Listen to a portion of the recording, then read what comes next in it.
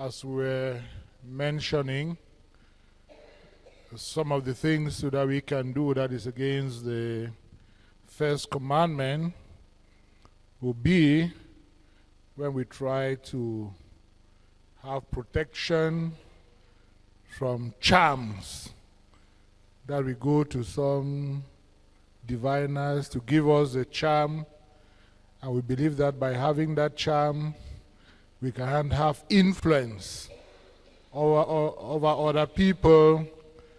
By having that charms we can be protected from being harmed by other people, or using the charm itself in order to harm other people.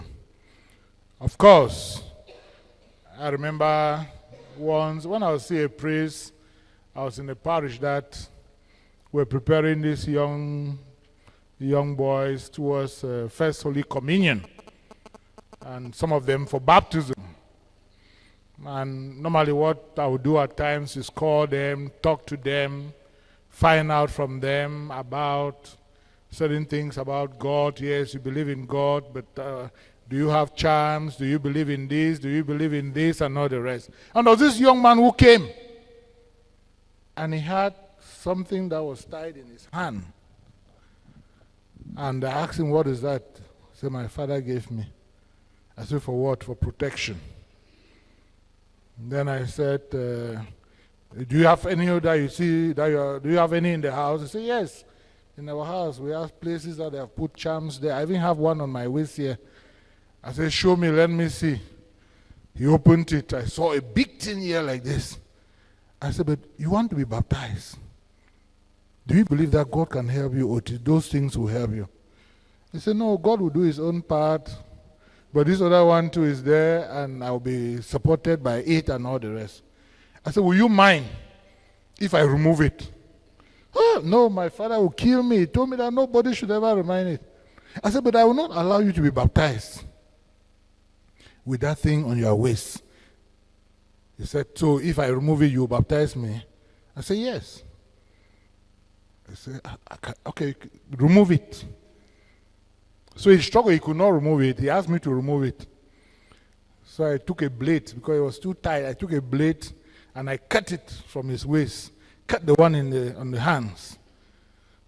And when I cut it, I just said, maybe I open it and see what is inside. And I used the blade. I opened the thing.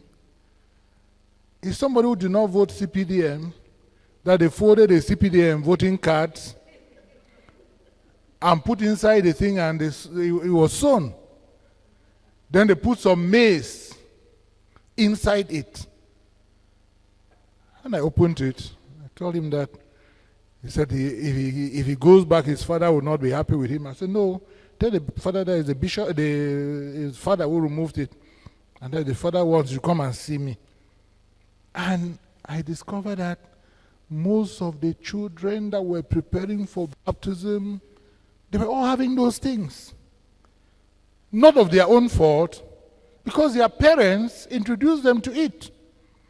And if you are growing up in a family when you are being introduced into all these things, then you grow up with that attitude. And no matter your commitment in church, you believe that it is that little thing that you have tied on your waist, or what you have in your purse, or what you have in your bag, that is giving you protection. Yes, my dear brothers and sisters, the church is reminding us that if we have to worship God and worship God alone, we should not divinize what is not God. We should not divinize what is not God. We should not attribute powers to things that cannot have any effect as far as our relationship with God is concerned. And that is why in religion is one of the things that the First Commandment condemns. And of course, when we talk about in religion, what are we thinking about? We are thinking about tempting God. Tempting God consists in putting his goodness and almighty power to the test by our word and our deed. I remember the account of the temptations in the Gospel of Luke, when the devil came. Okay, you say God is your father, do this. You say this, do this. You don't tempt God. God is almighty. God is powerful. We have to avoid tempting God. Another thing is what we call sacrilege. And what is sacrilege? Profaning or treating unworthily the sacraments and other liturgical actions, as well as persons, things, or places consecrated to God. And of course, the sacrilege becomes grave when it concerns the Eucharist. When it concerns the Eucharist. Then, of course, we also have what we call simony. And simony is selling or buying of spiritual things. Yes, the laborer deserves his wages. And the Christians, they take care of the ministers of the church. And at the same time, we receive without pay, and we have to give without pay. And that is why, as far as the life and the ministry of the priest is concerned, we have to make sure that we render our total service for the people of God. We have to make sure that in administering the sacraments, there are no traces of simony, giving the impression as if we want to sell the sacrament in order to get money. And of course, the church has constantly, reminded us, yes, we have a right to receive the offerings that are made for the celebration of the Eucharist. We have a right if a Christian gives us a donation for the work of evangelization and all the rest. But that is service we are rendering to the people. Should be a service that is done freely. You cannot come and call the priest, oh, my mother is sick in the hospital, he needs to be anointed and given the Eucharist. And the priest said, do you have 10,000 francs there? The priest cannot do that. The priest, whether he has a car, whether he has a motorbike, whether he's going on foot, he's going to go in order to administer that sacrament. So when the priests are going out to carry out their pastoral work, they are not attaching any financial aspect as far as that work is concerned. And that is one of the things that is very important. Even what the Code of Canon Law teaches us about mass offerings. If a Christian comes and says, I want to offer mass, I want mass for this special intention, but genuinely speaking, I don't have here, we take 2,000 francs. I don't have 2,000, I have 300, I have 500. Take the money and celebrate the Mass. Or I don't even have money. You cannot refuse celebrating the Mass because the person doesn't have the money to give for the offering as far as the Mass is concerned. But we know that as the Ecclesiastical Province of Bamenda, we have put a rate, 2,000 francs, that the Christians have to give for Masses to be exonerated. But if they don't have it, we cannot deprive them from having that opportunity. Then, of course, as far as the First Commandment is concerned, there is also something that we call atheism, which denies or refuses the existence of God. And those who are atheists, they want to focus more on themselves, and they deny or they reject the existence of God. Of course, atheism stresses more on the human person who is autonomous and who have the powers to do whatever he is doing without the influence of God as far as the person's life is concerned. Then we have another group of people, the agnostics. These are people who neither believe in God and who neither reject God. They are like the in-between people.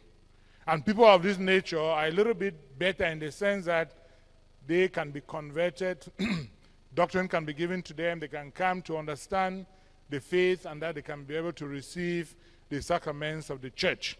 But they believe, they know that there is the existence of the transcendent being who is incapable of revealing itself. But at the same time, nothing can be said as far as that transcendent being is concerned.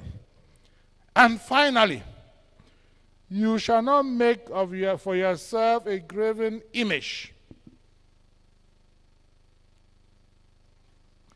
That is what the divine injunction tells us, that we should not make graven images to worship them as if they are gods. And you know, the difficulty that the Israelites had was that though they had that old covenant relationship with God, when they had difficulties and challenges, they went to the neighboring religions that had all these things that were put there, here and there, that were worshiping them like God. And of course, that is what the church is condemning. That's not proper. It's not correct. But we also look at the history of the church, right from the scriptures.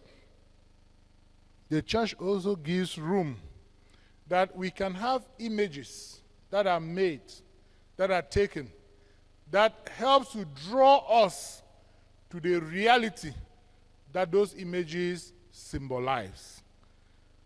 And that is the reason why in the church today, you can talk about, we have the crucifix there, we have the statue of the Blessed Virgin Mary. When we look at that statue, we are seeing somebody there that has been put, but we don't end there. Behind that person, we are thinking about the Mother of God. We are thinking about Mary.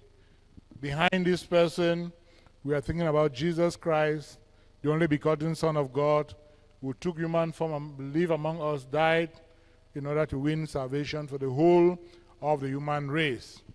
Same with St. Joseph there. And all the images of the saints and other people that we have in the church.